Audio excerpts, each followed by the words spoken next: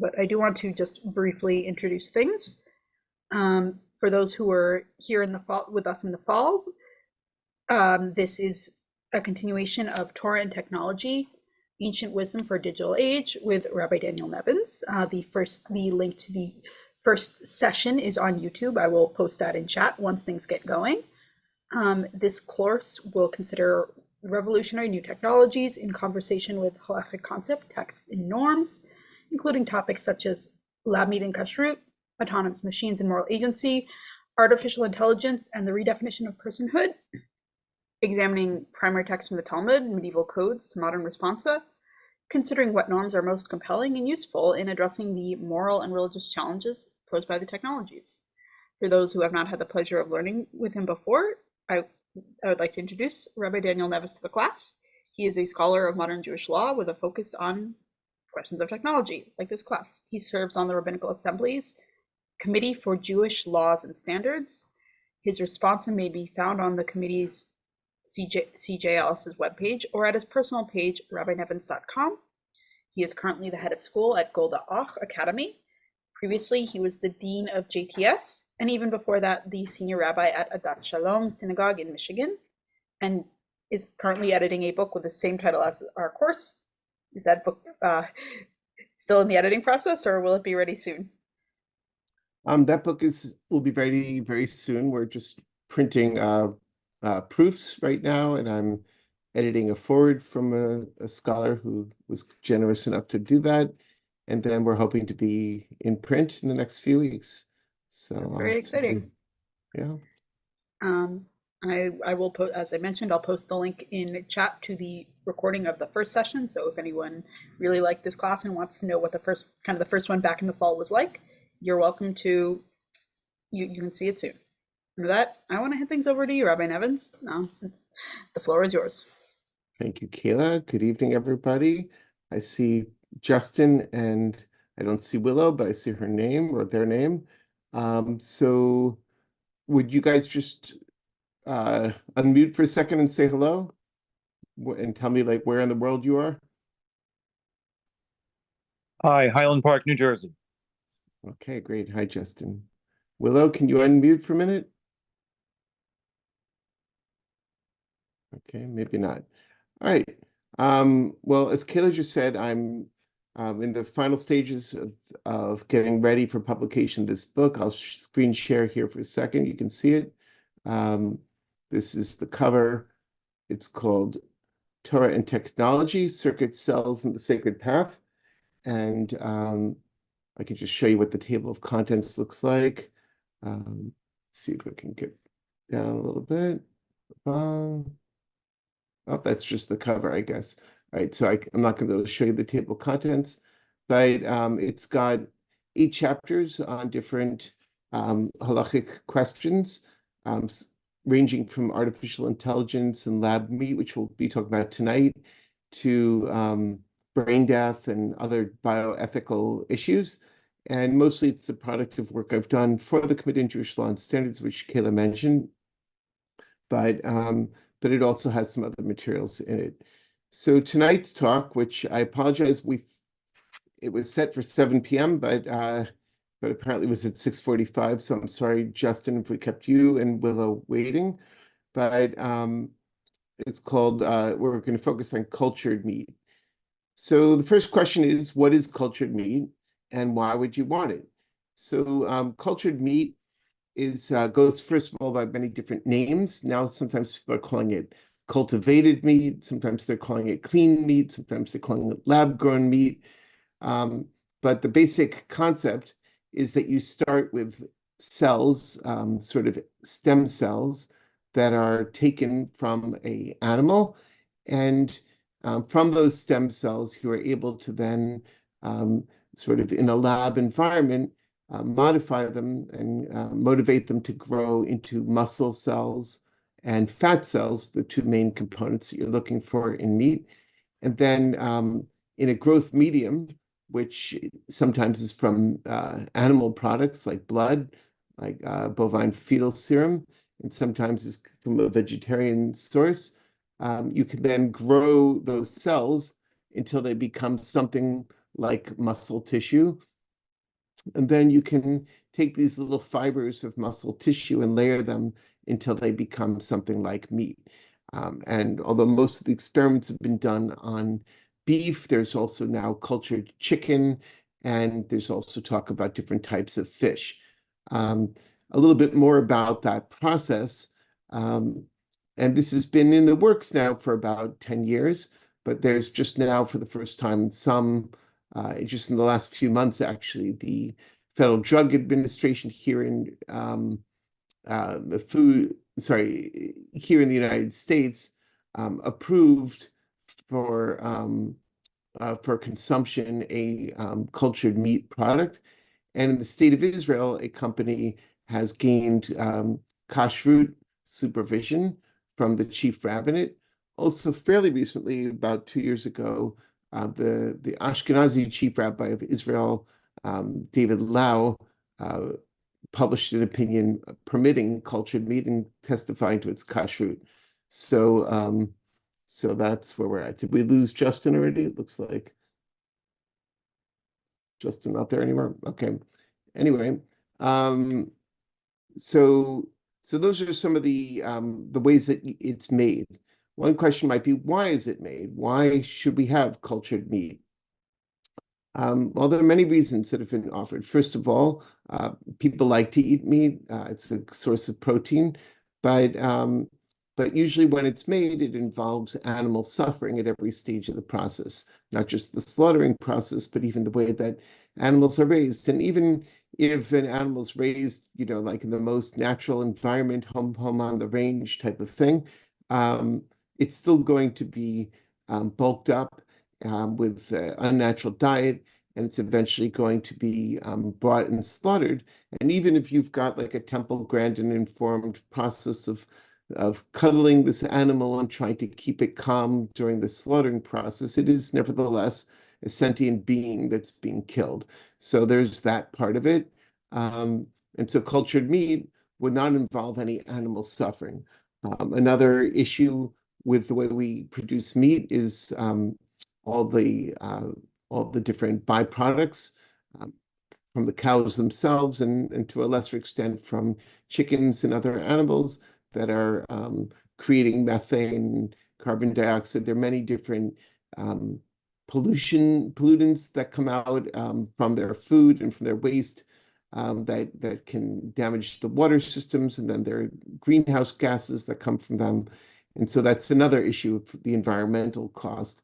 There's also a health-related issue. These animals, especially factory farmed animals, are raised in environments which can have a lot of damaging bacteria, salmonella, for instance, and E. coli concentrations and others as well. And so there are many reasons why you would not necessarily want to culture animals the way what we've been sort of pasturing them. And if you could have meat in a way that didn't require any of that, didn't involve the danger of contamination, the animal suffering, the environmental impact, then that would be very appealing. Moreover, there might be some benefits to lab-grown meat in that you could sort of modify the signature of the product so that it could include healthful components, ingredients that would make, let's say, beef a more healthful food. So those are some explanations of why we would do this. And like I said, it's a field that's been around for a few years now, and it's just beginning to come close to market. Of course, at the same time, there are all these sort of meat replacements like Impossible Meat and Beyond Beef and those types of things. Those tend to be from plant-based products. So they're different in that they may look like meat, but they actually have no animal components at all. There's no, if you were to look under a microscope, there's no resemblance to the cells of animal flesh. Whereas these products would in fact be biologically identical to the components that go into our beef or chicken or fish. So here are the questions that I raised in the tshuva that I wrote on this subject. The first was the status of the source species. Does it matter where you get these cells from? Could you, if you're going to say that the cells that you're taking are a sort of a new creation, does it matter that they came from a kosher animal? Could you have pig cells, for instance, and grow a kosher pork chop? Or even if you did have it from a kosher species like a cow or a chicken, does it matter that the cells were taken from a live chicken versus a dead chicken or cow? The second question has to do with the method of stem cell collection. Typically, these cells are taken from a live specimen, that is from a cow, let's say. And if you do that, then aren't you violating the Torah's own ban, which is not called this in the Torah, but of Aver min achai, of taking a limb from a living animal, which is considered such a primary violation that it goes all the way back to the portion of Noah, and it also is known as one of the Sheva Mitzvot B'nai Noach, a commandment that all people, not just Jews, are obligated towards. It's also repeated in Exodus and Deuteronomy, so that we have a sense that Judaism also prohibits taking Aver min achai, a limb from a living animal, or even basar min achai, even just a small collection of flesh from the living animal. And so if you were to take that first collection of cells from a live animal, would that resulting product be forbidden as basar min achai, meat taken from a live animal? And even if it is, would the descendant line of cells, the trillions and trillions of cells that would descend from this original born in sin type of cell line, would they carry with them the taint of that original crime of taking cells from a live animal? Now, of course, there are people who would say that there are other ways to get those cells. So, for instance, an animal could be slaughtered, and there isn't cellular death right away. So the flesh of that animal, even though it's got the halakhic status of being shechted, of being dead, the cells wouldn't all die right away. And so there's been some proposals to collect those cells from the shechted animal, and that way avoid the issue of Aver min achai. On the other side, there's a Israeli company that is saying that no, you could get the stem cells not from the animal itself, but from other products that are within its body. So, for instance, a cow that is pregnant or that has within it fertilized eggs that have not yet implanted on the uterine wall. So it might have a fertilized egg within the uterus that could then be flushed out. And within that little zygote of a fertilized egg, they could collect stem cells from that. And those cells would never have been part of an actual animal. And so this is the case that Rabbi Lau, the chief Ashkenazi rabbi in Israel, was looking at. There you could say that these are perhaps not considered animal life at all. They're sort of a pre-component of animal life, a potential animal life, but not the thing itself, not derived from the animal itself, although clearly an egg and sperm did come from a live animal. And in that way, perhaps he would argue it wouldn't have the rules of Aver min achai, and it wouldn't even be considered meat. It would be considered part of like a vegetable. That argument that he has is problematic because it doesn't contend with the fact that the DNA matters. And according to his argument, you might think that you could actually take the fertilized egg of a pig that hadn't been implanted in the uterine wall and use that to get pig stem cells and eventually culture pork that would be completely kosher according to the reasoning of Rabbi Lau, although he doesn't take his reasoning to that logical conclusion. So those are the first two issues. The third issue is the growth medium. Like I mentioned before, these cells need to grow in a bath of nutrient-rich sort of a broth. And often researchers who are culturing flesh in a medical context, for instance, because they're trying to regrow cardiac heart tissue to repair heart damage. The flesh is usually cultured in what's called bovine fetal serum, which is a type of blood product. And so if you are bathing these cells in a blood product, then do they absorb within them the ritual status of that? From a vegetarian perspective, it's not so great to be growing lab-grown meat in a bath of calf blood, basically, because then you aren't really avoiding the issue of animal husbandry and slaughter. But there has been progress made in using plant-based growth medium. And so there's that question. And does that growth medium need to be kept in a kosher state? After all, we do have rules in Judaism that allow us, let's say, to eat a salmon, which may have lived out in the ocean where it may have eaten non-kosher species like shrimp or something like that. And we don't say, oh, because the salmon fed on non-kosher animals, that therefore on crustaceans, let's say, therefore it too is non-kosher. That's not the rule. In Judaism, if you find a fish, for instance, that has within it a smaller fish, and the big fish is kosher and the small fish is not, then you're supposed to not eat the little fish that's found in its stomach, but you are allowed to eat the predator fish itself. So do we have to flush out and rinse off any growth medium that comes from non-kosher products? Finally, the question that everyone wants to know, which is this considered meat itself or parv? On the one hand, it ultimately derives from an animal, and biologically under the microscope, it'll have the cellular structure of animal muscle and fat. On the other hand, this product that we're eating has never been inside of a live animal. Its entire journey has been in something called a biomass reactor. It's going to be something that tried to grow this product without any time spent inside of a live animal. So shouldn't it be considered something different? So those are the questions. Here are some sources.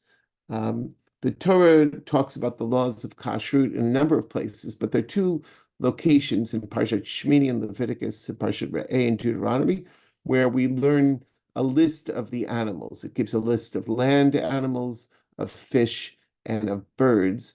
And famously, the land animals have their simanim, their criteria for inclusion in the kosher or the non-kosher list, or the pure and impure list, as the Torah puts it, of needing to have split hooves and to be ruminants, to chew their cud, and with fish to have the fins and scales. But birds don't have any simanim. They don't have any signs, at least not mentioned in the Torah. So the Torah instead gives us a list, which is great on one hand, because you actually have precise descriptions of which animals are kosher or not. On the other hand, do we really know for sure what animals were meant by the Torah? When it speaks about the orev, which we can call a raven, but is it the raven that we know? There are many species of ravens, so which ones are included, for example? So nevertheless, these are our sources. And so I want to read for you just the verses that have the blue highlighted words, because we don't have a lot of time. So it says, Viet bat hayana, v'et tachmas, v'et shacha, v'et netz l'minehu. So in the non-kosher list are the ostrich, the nighthawk, the seagull, hawks of every variety. And the word we're interested in is the ostrich, which you might think would just be hayana, the ostrich, but instead the Torah calls it bat hayana, which maybe is just part of the word, like maybe it means it lives someplace, which is known as the yana, and so it's that kind of animal that lives there. But that's not how Jewish tradition understands it. It understands bat to be an extra word, a ribui, and that extra word is going to give us extra meaning, as we'll see in a minute. In Deuteronomy, you see that the same phraseology is repeated in verse 15, sorry.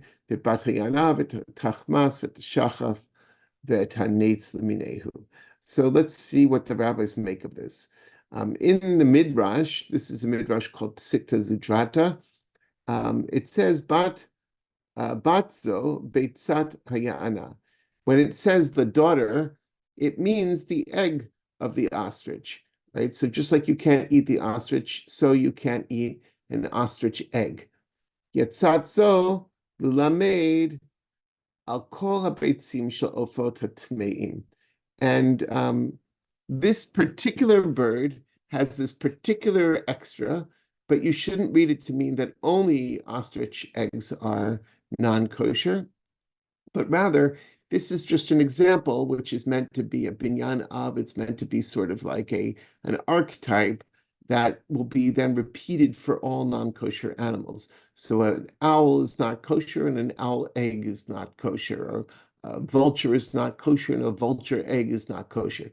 So when it comes to eggs, you need to see that the egg came from the birth animal in order to know that this is kosher. Later Jewish law will complicate things and say, people don't actually sell owl eggs and vulture eggs. They sell chicken and turkey eggs and eggs of animals that they grow for this purpose, and we know what animals are cultivated for their eggs. And so when you go to the farmer's market, or even to wherever you get your groceries, you don't have to say, like, to make sure that these are chicken eggs. We know that they're chicken eggs.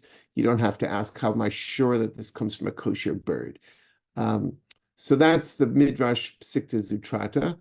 The Mishnah in Bechorot is talking about, this Mishnah begins with a discussion of animals that might crossbreed. So, donkeys and horses famously crossbreed and can produce another kind of creature, a hybrid creature called a mule.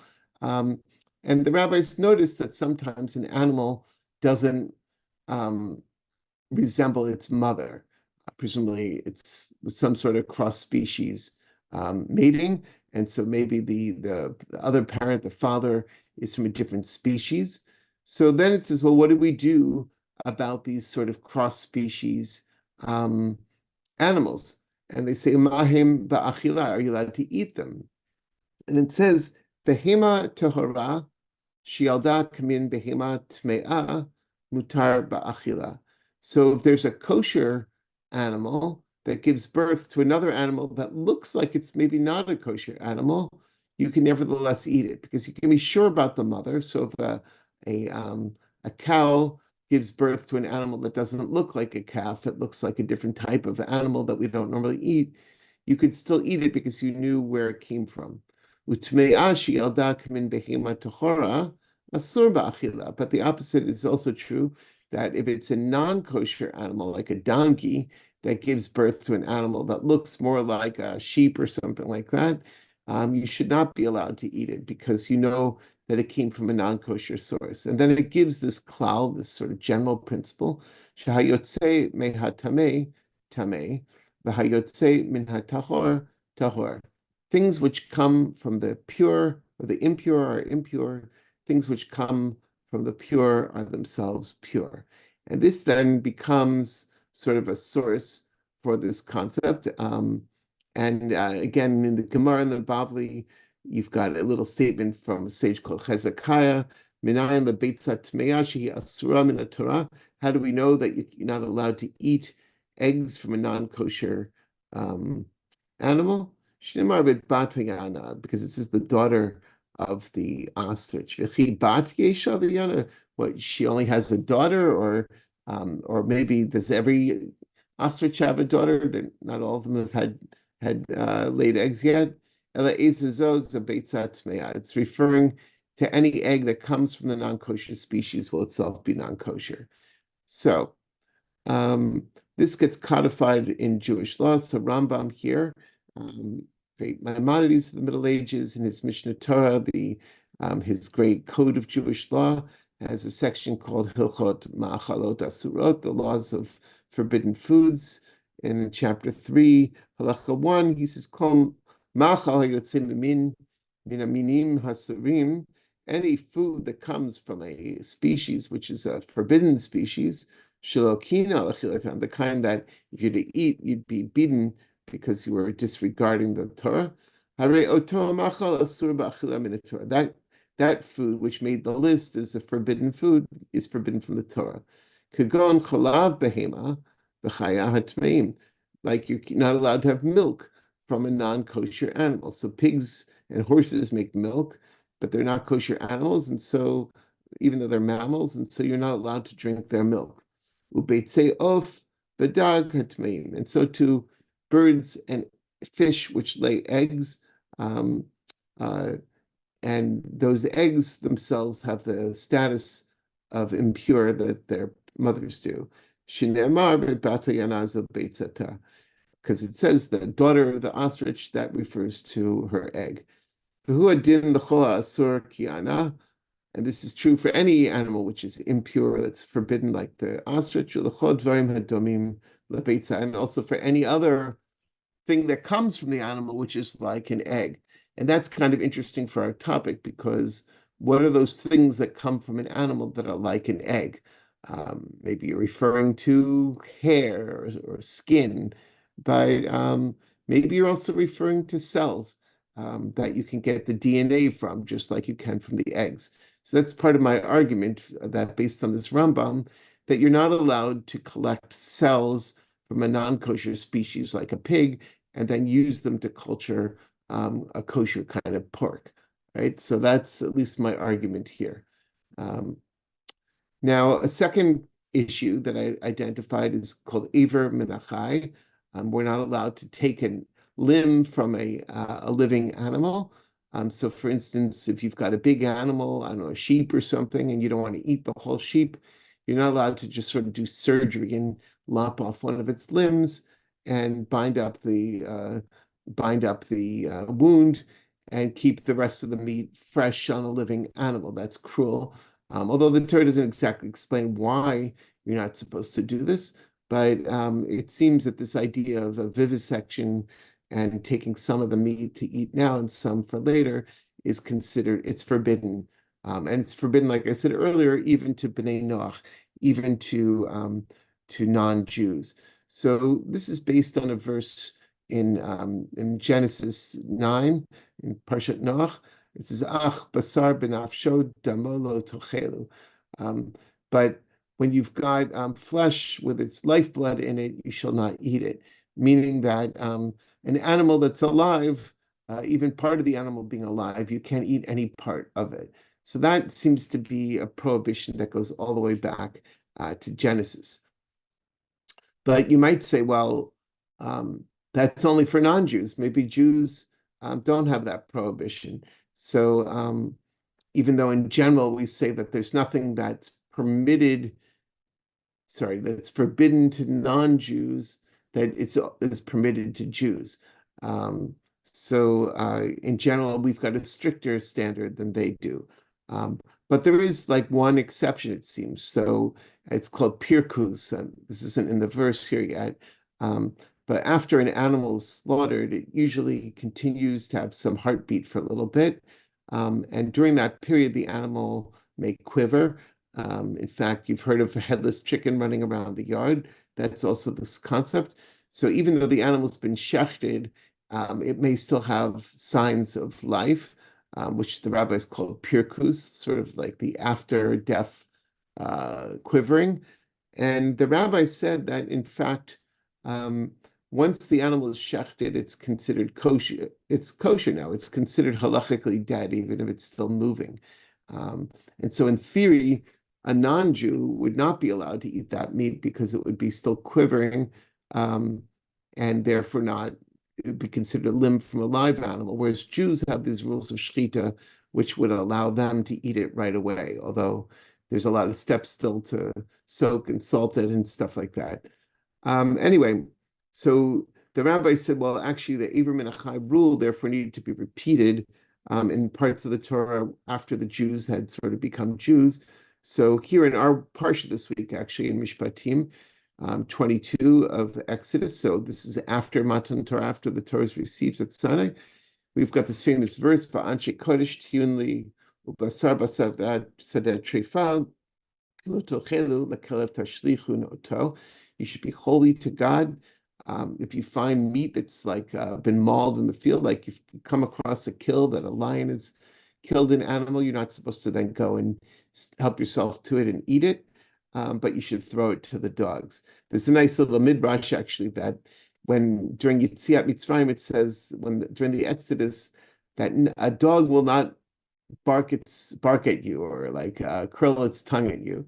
And the rabbis say because the dogs didn't bark as the children of Israel left Egypt, God rewarded them by giving them meat, that treif meat to eat. All right, I think that's cute. Anyway, so you might say to me, but wait, this has nothing to do with the Iver min HaChai. This is dead animals that have been mauled in the field. But the early translation of the Torah into Aramaic, called Targum Onkelos, says ubasar talish min chayu lo tichlun. So the word talish means torn from or pulled from. And so it seems that Targum Onkelos at least believes that this verse is also a source for the rule of Aver min HaChai. And then finally, we've got another verse from Deuteronomy. It says, "Rak chazak lebilti achol hadam." Be very careful not to eat blood. Kedam nefesh, because blood is the soul. Velo tochal hanefesh ima basar, and don't eat meat with. The soul, that is the blood, with the meat. And so this is a source that is understood by the rabbis to mean that that you're not allowed to eat an animal while its blood is still in it, while it's still alive. So this is the ban on limb meat. If we start to look in the codes of Jewish law, now we're here in the Torah. Rabbi Yaakov ben Asher, the 13th century rabbi, son of Rabbi Asher ben Yechiel, the author of a code of Jewish law. That's the first time that Jewish law was divided into 4 sections, the 4 golden rows of the gemstones, taking the image from the breastplate of the high priest. And here the Torah, in the section known as Yoredea, teaching knowledge, which is a section of the Shulchan Aruch as well that has the laws of Kashrut. In number 62 says, quoting that verse we just saw, Lo tochal nefesh basar, asara lo ochel aver min HaChai. This is a warning not to eat a limb from a living animal. V'noheg b'behema b'chaya ba'of. It applies to domesticated cattle and other mammals, like wild mammals, and also chickens, or birds, I should say, fowl. Ve'eino noheg ela b'tohorim.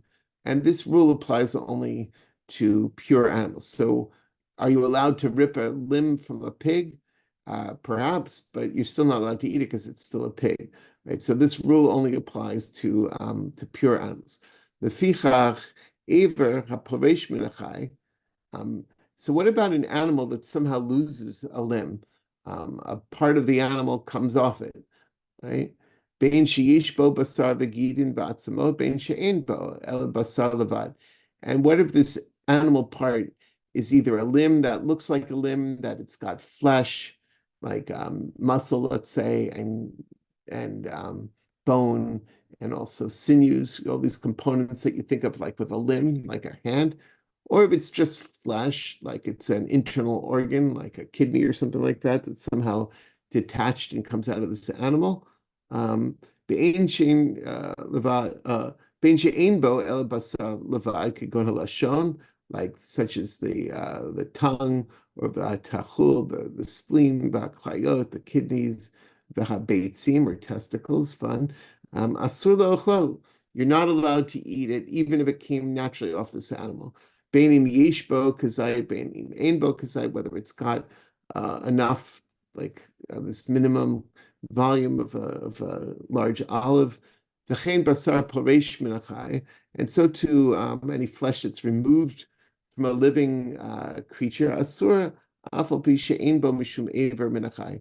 Even if it's not considered a full limb, it's just a small amount of flesh, asur mishum ubasar basada treifa lo tochlu, tochelu, I guess, because of that verse from Exodus, that you shouldn't eat any flesh that's taken from the field. And by the way, that verse from Exodus refers not to an aver, but to basar, which is where the rabbis got the idea that it's not only a full limb, but even a small amount. So the force of this Torah is that it would say that even a small amount of meat, less than a full limb, would be forbidden. And so that would be an argument for not permitting the cells that are gathered from a cow, let's say, in order to grow to grow the lab-grown meat. But then here here comes Rabbi Moshe Isserles, the rabbi from Krakow in the 16th century, and he says, maybe it really depends on how much of an injury this loss of limb causes the animal. He says, if there's a bit of an animal that comes off at, let's say, the ear or something, and it doesn't make the animal treif, in other words, the animal can live without an ear for a year or more, mutar le'ochlo, af im ein iver ubasar, I'm sorry, af im ein or ubasar chofin rubo, aval minhag lachmir gam b'zeh. Even if the skin and flesh cover most of it, but nevertheless, even though technically that wouldn't be Ever Min HaChai, because the definition of a limb is something that's necessary, a vital organ, even so, we don't tend to eat this. So this would seem to, yes, go ahead, Kayla. The Rabbi Yisrael's commentary is interesting because I'm trying to think of any parts of a kosher animal that I guess could, as to start with, become like kind of attached in the animal is fine that we eat. Like we're not eating salamanders. Salamander loses its tail, it walks off, it's fine, but those are pretty usser to eat to begin with. I was thinking about the ear, let's say. So let's say a dog mauled a sheep and ripped its ear off, right? Would you say, oh, that ear is Ever Min HaChai, or would you say, oh, well, sheep seems to be able to live without the ear, and so and the dog didn't swallow it, so I think I could enjoy an ear sandwich or something. I don't know. It is hard to imagine. That does sound possible, though. I mean, from a culinary standpoint, I can't say from other standpoints, but. So now you might say, well, but does it make sense to quote all these old stories when we're talking about something that's really quite different, something that's quite new? The rabbis don't know from labs, they don't know from DNA, they don't know from meat, sort of a biomass reactor or anything like that. So then, like, shouldn't we just say that the Torah and the Talmud and the codes have nothing to say about this? You could say that, or you could look at some of these kind of crazy stories that are in the Talmud and the codes and say, well, the rabbis had a fertile imagination, and they could imagine actually meat coming from different sources. And so, for example, this text from Sanhedrin 67b, which is part of a larger text having to do with kind of magic by the rabbis. Abai says, Hilchot Ksafim ki Hilchot Shabbat, or Kishufim, I'm sorry. Hilchot Kishufim ki Hilchot Shabbat. So the laws of magic are like the laws of Shabbat, meaning if you violate Shabbat or you violate the ban on witchcraft, you might be punished. Yesh mehem beskila. If you do the full act, let's say you cook on Shabbat or you do an act of magic, you might be stoned to death. Yesh mehem patur of asur. Then there's some things that you probably shouldn't do it, but it's still not fully liable. So if you were to try to pick a green olive or a green grape, instead you got a red grape, you got the wrong one.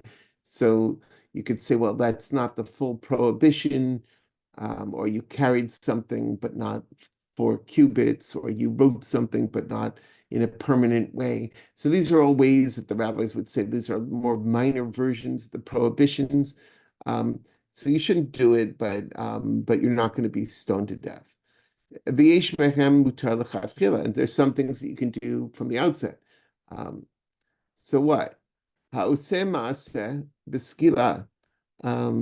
One who performs a spell, that is to say a magical spell, should be killed.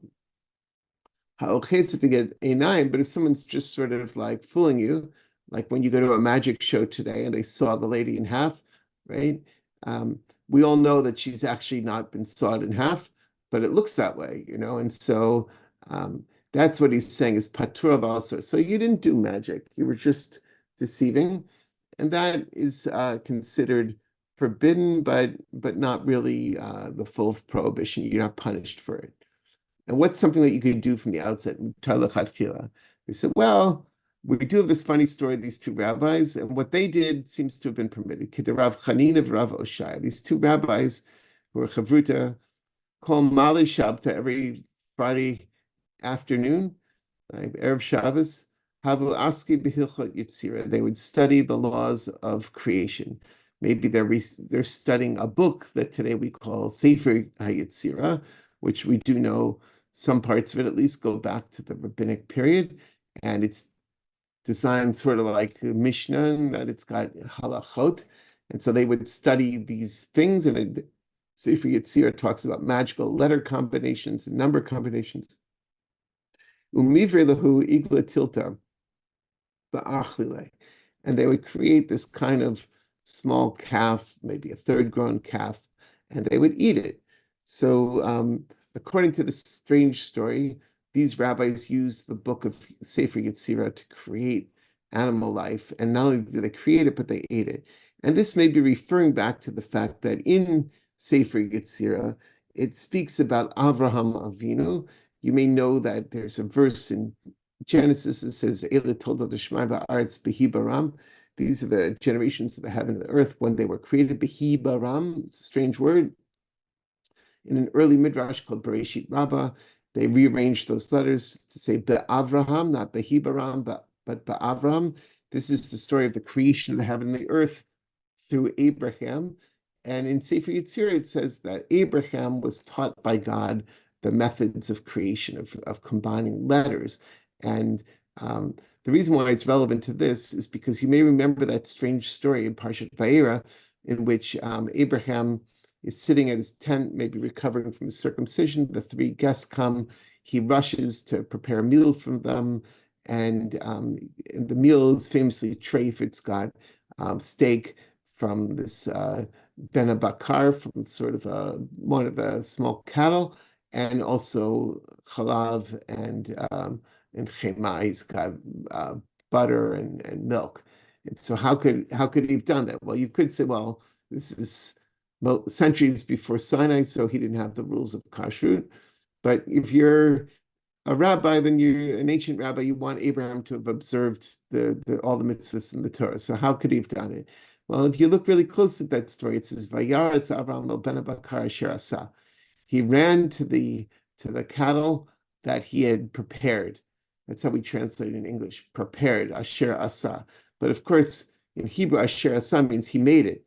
So the rabbis say, see, Abraham knew how to create animals using Sefer Yetzirah, and that's why he served them with the milk, because an animal that he created using Sefer Yetzirah doesn't have the same status of an animal that was born to another animal, and therefore it's not really meat. And this is what we've got here in Isaiah Horowitz, the Shla, the Shnei Luchot HaBrit, great early modern rabbi. Hine Matzina b'Gemara. We found in the Gemara Debara Igla Talta b'Chol Erev Shabbos Aidei Esek Sefer Yetzirah. He's interpreting that Gemara. We just said that they would create this animal every Friday, B'Tzeru Fashemot, by mingling together different holy names of God. B'Vadai Zeh Hanivra Al Pi Hashemot V'Lo Mitzad Tolda. And for sure, this animal, according to Rabbi Horowitz, which was created by name letter combination and not by tolda, by reproduction, in sarich shrita, didn't need to be shachted, didn't need to be slaughtered. V'nitar lo ochla ba'od chai, and you could in fact theoretically eat this animal alive. V'kach asu hashvatim, and it wasn't just Abraham who knew how to do this; it was also his descendants through Jacob. That they also knew how to do this. And the Yosef lo yada, but Joseph was the only one of the boys who somehow didn't know this magic trick. When he went out to Dotan to find his brothers and found them eating meat, according to the Midrash, he found them eating meat and milk together. That's what he was bringing their Diba Tamral Avim. He was going to tell the bad news to their father. He just misunderstanding. See, the rabbis don't like the idea that the other tribes were doing something wrong. So they said, no, they were doing something right. It's just that It was all a big misunderstanding. Yosef didn't know how they had made this meat. Hevi dibazo el aviv, and he brought this sort of calumny, this evil report to his dad, Shehem ochlim ever min achai, that they're eating meat from a torn limb. Behem kinim hayu v'kedinasu, but actually they were appropriate. They were honest. They had acted correctly. So this whole tragedy of Joseph and his brothers was just a big misunderstanding. It's kind of fascinating midrash. You might say, well, who cares? Like, what does this have to do with our topic? And yeah, you can say that, but I think the point that I'm raising here is that the rabbis had this concept that somehow the meatiness of meat has to do with the way that it's produced, and that if it comes from an animal that was born to an animal and that was raised on the range and that was then shechted, then it has the status of meat. But if it is somehow a similar product that has actually the same characteristics and yet has a different history, maybe it isn't meat. So that is a source that many people have cited. Here I'm going to come to a conclusion, and then if Kayla wants to ask a question, or if Willow is with us, they can ask a question. These are the conclusions I drew. Should cultured meat become a viable consumer product, it will be important to ascertain that it derives from a kosher species and that the growth medium and any additives be plant-based or synthetic and certified kosher. The whole thing has to be kosher supervised, I say. So in other words, no kosher pork chops.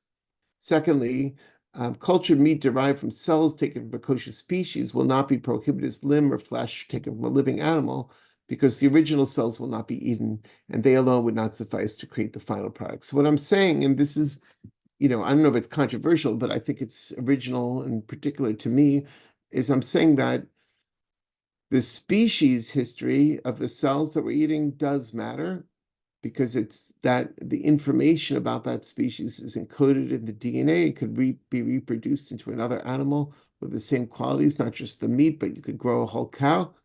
And so therefore, the species identity should be inherited by the descendant line of cells, but the specimen identity, that is the history of this particular animal that had some cells removed from it while it was still alive, that itself does not need to be transferred down to later generations. It's just like my parents are human and I'm human, therefore, but my parents had a life history of being born during World War or before World War II. I didn't have that history, so I don't have the same generational status that they did. I don't have my dad's a doctor, I'm not a doctor, so I don't have the sort of life history that he's got, but I do have the same biological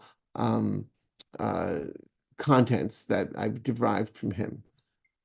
And then finally, my last two conclusions here.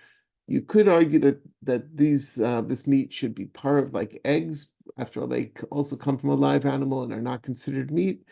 But when we're in doubt and it looks like a steak and it feels like a steak, then we should probably treat it like a steak, at least initially. I noted that when parve milk was first sort of invented in the 60s and 70s, the concept was that you had to serve it in a carton that said parve on it. But today we frequently serve non-dairy milks without that. The Shulchan Aruch also talks about almond milk and how you had to serve it with some almonds on the table so people would know that it wasn't cow milk. But today we no longer assume that something that's white and viscous is going to be from a cow. We just assume that it's a product, and maybe it's dairy, maybe it's parve. So we may get to that point with meat too, but we're not there yet. And then finally, I say that if cultured meat does fulfill all the promise of being less cruel to animals and destructive to the environment, then it would not only be acceptable, but preferable to eating conventional pastured meat. And that's what I wanted to share. Kayla or Willow, do you have questions for me or comments? I mean, I definitely have a few questions as well, just especially seeing your conclusions. I was interested by what you brought up in point 3, where kind of like the status of what cultured meat is. And I also see the kind of the potential for some confusion that is in the future confusion that is similar to what we have with modern confusion, where it's like, instead of what we have sometimes where things that are dairy are really dairy equipment, and it's just kind of a business decision not to make something have a status that it kind of doesn't. there seems to be the possibility for, with cultured meat where it's like, well, it's not, well, is it meat? Not really, but we're going to, the kashrus, whoever certifying it is going to say that it's meat based on X, Y, and Z psak. And then you get the situation where people are trying to figure out, okay, if I had, cultured meat for X, when can I have real ice cream? And other, not that that's ever, not that, the reverse has ever been a problem, but I don't know. It's Right. an interesting, I guess, future problem. There's also a question, Kayla, thank you well, so you mentioned ice cream. So we obviously have parve ice creams, and you may or may not like your oat-based ice creams and so on. But in the near future, there will probably also be milk that is biologically the same as cow milk. In other words, you'll be able to use the Ah, same enzymes and stuff to make a milk that is actually, the same thing as cow milk. It's just not coming from a live cow. And so you could have meat that is biologically the same as pastured meat from a cow and milk that's just like the milk from a cow. And then the question is, well, if they're both parve, and so now you can really eat your cheeseburger. Um, so question is like, have we lost something? After all, there is a culture to Jewish food, and a lot of that culture has to do with separation of meat and milk. Now, some people would say, but vegetarians have a very full Jewish life and perhaps a preferable Jewish life without two sets of dishes. So maybe that's just something that was a temporary stage of Jewish life. We seem to be living full Jewish lives without korbanot as well. And we've got sort of reminders of the korbanot, but we don't actually live with them. And so too with many mitzvot. So maybe this is another mitzvah that we'll just let slide once we've found a way to avoid involving it. But I don't know. I think there'll be something lost. I don't know. I think it's also possible that there could be kind of built-in taboos, like even if there are people, many years after it stopped becoming the custom to keep out the bottle of soy milk, who check, who are nervous, who even if there is nothing wrong with what they're about to, put in their milk or eat with meat, they avoid it because because like the Mara sign is in their head, and Right. it's possible that I don't know, maybe that this is things that are like, yes, you could use lab derived or cultured sources for your milk and your meat, but there's just something inside people that says not together, even if I could eat them on the same plate. Right. Because Especially when it comes to food, people have sort of aversions, and they have very strong opinions, and that's okay. for people who maybe are not as strict about getting meat from a kosher animal or eating kosher species, but do not just have a internal disgust at mixing milk and meat. Like Right. I think some things might live on, maybe not in the way that we imagine, but it's sometimes surprising in an interesting way to see. I guess folk kashrus, is that a term that we can Yeah. say? Well, so much of Jewish culture has to do with foodways, and obviously there are many, many Jews who don't keep kosher but still care a lot about Jewish food, and because it's family history or it's meaningful in some other way. So yeah, it could be that just like there are some people who might keep elements of Shabbat not out of strict Shmirat Shabbat Kehilchata, like keeping it by the laws, but because it's a beautiful part of their family's culture and they want to abide by that. And so, yeah, still I don't I'm know. interested in the legal side. Are you Yeah, required? And like yeah, I mentioned earlier, Rabbi Lau seems to think that in theory it's parv, but in practice you should probably not eat it with dairy. Um, and so I had a similar take, but I do think that it might be a temporary take that we could get to a point where people haven't actually experienced real meat and real dairy and might not get why this is so important to grandma who grew up in an earlier time when there were cows. yeah. I don't know. I think I'm looking forward to, I guess, seeing the kosher kitchens and the various, 5-second guides in this future. Maybe Yeah. I'll live to see it.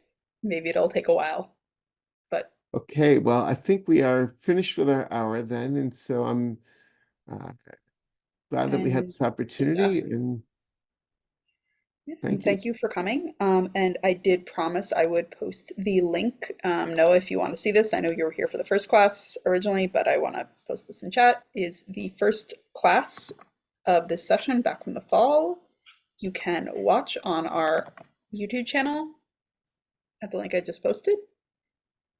Thank you for coming. Thank you, Rabbi Nevins, for teaching. I know I certainly enjoyed listening, and I probably will still think of questions at some point. Great. And thank you for your time. Thank And you. I enjoyed best of studying luck with you too. your ongoing publishing. Okay, thank you, Kim. All right. Good night. Take care.